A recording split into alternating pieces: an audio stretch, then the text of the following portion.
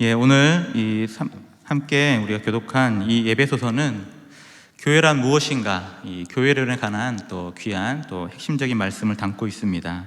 특별히 오늘 본문은 이 교회를 위한 이제 직분을 주시는 그 이유에 대해서 말씀하고 있습니다. 우리 먼저 교회라는 것이 예수 그리스도를 머리로 든 몸된 지체입니다. 바로 우리가 교회이고 우리가 그리스도와 통하여 연합되고 또 서로가 또 귀한 영적으로 연결된 예수를 머리로 든 택함 받은 백성, 바로 우리가 교회입니다. 바로 이 교회가 영적인 믿음의 공동체로서 또 영적인 생명을 우리가 함께 담고 있는데, 바로 그 생명을 유지하고 보존하고 더 건강하게 가꾸기 위해서는 필경 이 몸된 교회를 세워가는 섬김의 손길이 꼭 필요하다는 겁니다. 교회가 그냥 자연스럽게 생겨서 건강하게 빚어져 가는 것이 아니라 이 교회 안에는 누구보다 더 하나님 말씀에 순종하고 그 말씀에 귀를 기울이면서 자신이 마땅히 받은 사명을 위해 기꺼이 자신의 삶을 내어드리는 헌신과 순종이 바로 몸된 교회를 더욱 교회답게, 또 이 교회가 더 영적으로 더욱 강건하게 빚어지는 바로 그 중심에 바로 섬김의 손길이 있다는 겁니다. 그래서 오늘 본문의 11절 보겠습니다. 11절에 보게 되면 그가 어떤 사람은 사도로, 어떤 사람은 선지자로, 어떤 사람은 복음 전하는 자로, 어떤 사람은 목사와 교사로 삼았다고 합니다. 이 말은 교회 대신, 교회의 머리 대신 예수님이 교회를 위해서 친히 직분 그리고 은사들을 주셨는데, 특별히 말씀을 가르치는 목사와 교사로 삼으셨다라고 하는데, 이 부분은 특별히 목사와 주일학교 교사를 구별짓는 건 아닙니다. 전체가 이제 목회자를 가르치는 일인데, 근데 중요한 것은 교회 안에 목회자만 통해서 교회가 세워지는 것이 아니라 이 목회자를 도와서 함께 일을 위해 이 받은 은사, 받은 직분을 가지고 또한 몸된 교회를 세워가는 그 은사적인 측면들이 우리 모든 성도들에게 다 하나씩은 주어진다는 겁니다. 그래서 이 로마서와 고린도전서는 이를 성도들의 그 각양의 은사를 통해서 몸된 교회를 세워가는 것을 증거하고 있는데, 특별히 로마서 12장 6절에서 8절 보겠습니다. 로마서 12장 6절에서 8절 보면 우리에게 주신 은혜대로 받은 은사가 각각 다르니 혹 예언이면 믿음의 분수대로, 혹 섬기는 일이면 섬기는 일로, 혹 가르치는 자면 가르치는 일로, 혹 위로하는 자면 위로하는 일로, 구제하는 자는 성실함으로, 다스리는 자는 부지런함으로, 긍휼을 베푸는 자는 즐거움으로 할 것이니라. 결국에는 하나님께서 몸된 교회를 세우고 이 교회가 더욱더 든든하게 세워지기 위해서 하나님의 선물, 은사, 그리고 그 은사를 통한 직분자를 세워가는데, 거기에 중요한 것이 오늘 본문의 거기 로마서 12장 7절입니다. 혹 섬기는 일이면 섬기는 일로, 혹 가르치는 일은 가르치는 자면 가르치는 일로 이 몸된 교회를 세워가는 한 면을 담당하고 있는데, 바로 그것이 지금 이 앞에 계시는 바로 여러분들이 섬김과 가르침을 통해서 이 몸된 교회를 세워나갈 주의 일꾼, 또 나머지 우리 남은 모든 성도들도 여러 면에서 기도로 또 헌신으로 여러분의 각양의 은사대로 결국에 우리가 이 예수 그리스도를 머리로 든 이 몸을 세워가는데 다 함께 각양의 은사대로 쓰임을 받는다는 겁니다. 바로 이러한 면에서 특별히 오늘 이 가르치는 일, 정말로 이 주일학교 교사를 향해서 한번 좀 접목해서 이 본문의 말씀을 한번 조금 적용을 해보려고 하는데, 첫째는 교사의 직분과 교사의 은사라는 것이 결국에는 이 땅 가운데 특별히 내게 맡겨진 어린 심령들을, 그들을 향한 하나님의 사랑과 섬김, 즉 영적인 부모의 역할을 감당하는 것이 바로 주일학교 교사입니다. 우리가 이 본문 13절 한번 다시 한번 볼까요? 본문 13절, 오늘 본문의 13절입니다. 우리가 다 하나님의 아들을 믿는 것과 아는 일에 하나가 되어 온전한 사람을 이루어 그리스도의 장성한 분량이 충만한 데까지 이르리니 라고 하는데, 이 그리스도의 장성한 분량이 충만한 데까지 가려면 아까 서두에 말했던 바로 은사와 직분자를 통한 섬김의 손길이 있어야 가능하다는 겁니다. 가장 중요한 것은 말씀의 사역자, 그리고 그를 돕는 그 각양의 은사대로의 어떤 성도의 섬김이 있어야 되는데, 바로 이러한 면에서 주일학교 교사들은 바로 영적인 부모의 역할, 마치 우리가 실제적으로 우리 자녀를 놓았을 때도 마찬가지죠. 그들이 자라기를 젖을 먹이고 가르치고 심지어 학교를 보내고, 그리고 우리 한국 부모들은 언제까지 섬기냐면 최소한 결혼할 때까지는 그들을 계속해서 기르죠. 그리고 결국 이제 십장가를 보내고 나서야 이제 뭔가 이제 그 사역이 끝나게 되는데, 주일학교 선생님도 마찬가지입니다.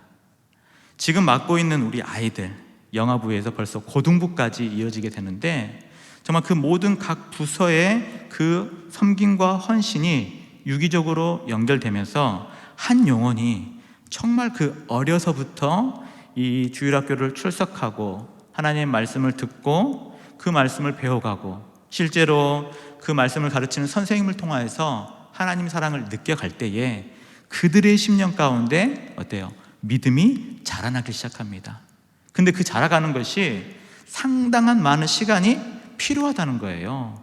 영아부에서 교육 끝나지 않습니다. 유치부, 유년부 마찬가지죠. 중고등부까지 최소한 가야 비로소 어때요?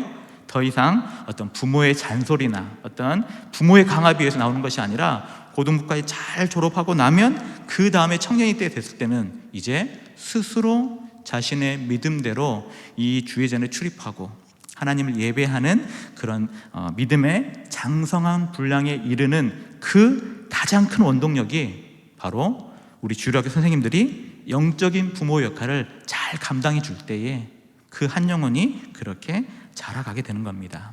두 번째는, 이 주일학교 교사의 큰 사명 중에 두 번째는 사람의 속임수와 세상의 풍조에 휩쓸려 가지 않도록 진리를 가르치고 붙들어야 됩니다. 본문 14절 보겠습니다. 본문 14절에 이는 우리가 이제부터 어린아이가 되지 아니하여 사람의 속임수와 간사한 유혹에 빠져 온갖 교훈의 풍조에 밀려 요동하지 않게 하려 함이라. 이 요즘 뉴스를 보면 참 안타까운 것이 뭐냐면 이제 초등학생도 너무나 삶이 괴로워서 자살하는 그런 뉴스가 심심치 않게 나옵니다. 그리고 초등학생들의 범죄가 생각보다 성인 이상의 극악의 범죄를 이제 벌이는 그런 시대인 것 같아요. 그래서 요즘 문제되는 것이 이른바 그 촉법소년이라고 하죠. 촉법소년. 이게 형법 제9조에 이 미성년자들은 그 만 14세가 되지 아니한 그 미성년자들 대해서는 범죄를 저지른 후에도 책임이 조각되고 대한민국에서 그 어떠한 범법 행위를 저지른다 하더라도 형법상 범죄가 성립되지 않는 자, 그게 촉법소년입니다.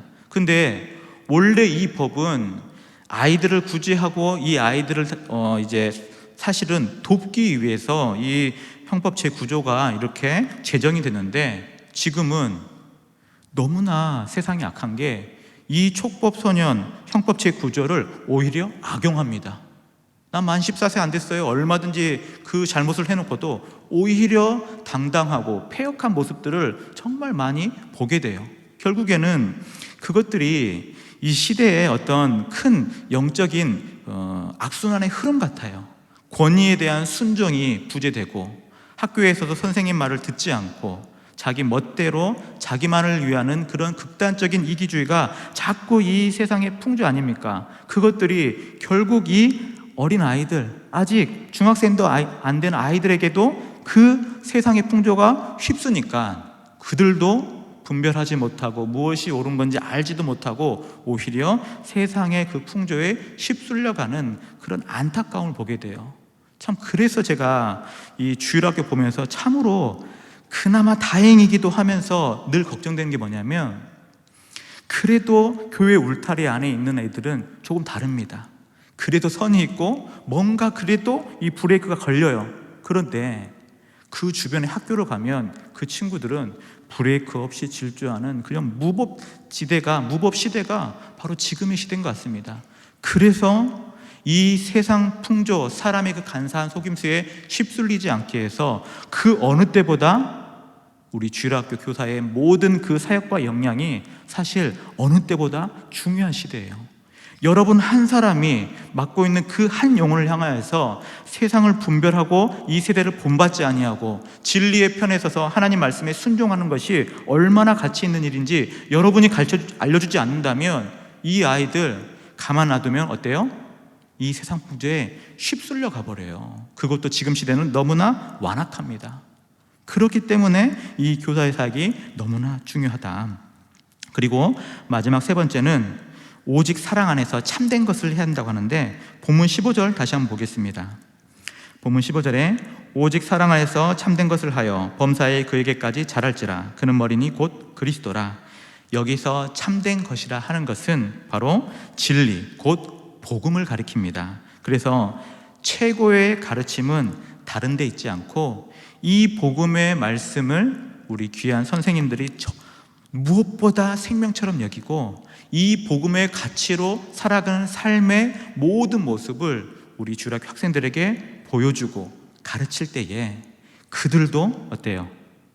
오직 사랑 안에서 참된 것을 하여 범사에게까지 자라가는 그런 영적인 성장이 바로 여러분을 통해서 사실은 이루어진다는 겁니다. 그러므로 참으로 이 시대 가운데 특별히 결국에는 우리가 사실은 마지막 시대, 주님 다시 오실 그날이 멀지 않는 시대를 살고 있는 바로 저와 여러분이 그 어느 때보다 한 영혼을 향한 관심, 한 영혼을 향한 바로 말할 수 없는 탄식으로 우리 위해 친히 간구하시는 그 하나님의 마음으로 그 한 영혼 한 영혼을 절 섬기고 가르치고 붙들고 이 세상에 휩쓸리지 않도록 끝까지 여러분들이 든든한 영적 방패막이가, 영적인 그런 선한 목자가 바로 여러분이 되셔야 됩니다.